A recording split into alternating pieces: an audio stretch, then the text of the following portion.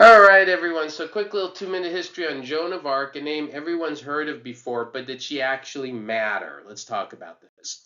So, Joan of Arc, of course, her story is all part of what we call the Hundred Years' War, this big war between England and France. She was born in this little village called Domremy around the year 1412.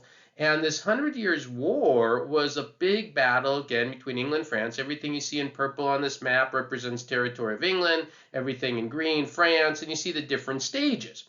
Well, we get to a point in 1415 during the Hundred Years' War when this king of England named Henry V, very famous king, has this great battle at Agincourt. And as you can see on this third map here, all this area in purple is eventually going to be taken over.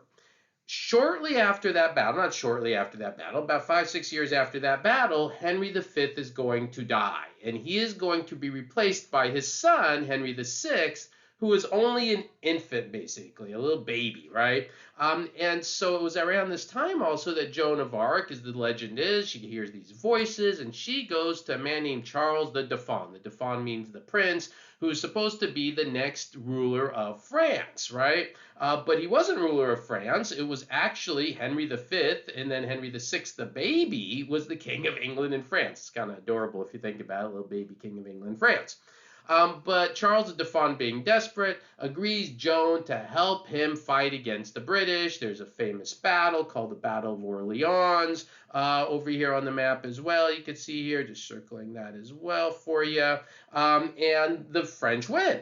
And the French have a little momentum, but then Joan is going to be captured. She's going to be captured. She's going to be accused of heresy, witchcraft. They're going to put her on trial, right? And eventually, they accuse her of wearing men's clothing because she wore armor. And in 1431, she's going to be burnt at the stake. So, did she actually matter? Well, after this, of course, she becomes a big martyr. And if we look at our last map, we see that the French eventually retake all the land that they had lost.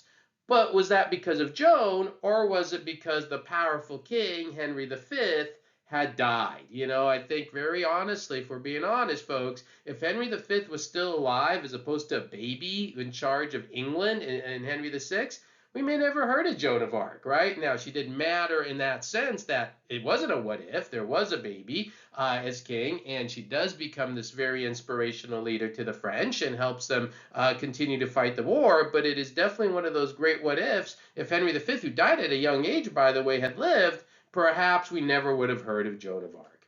So, anyways, just something to think about. Quick history on her. All right, hope you found that interesting. Thank you, everyone.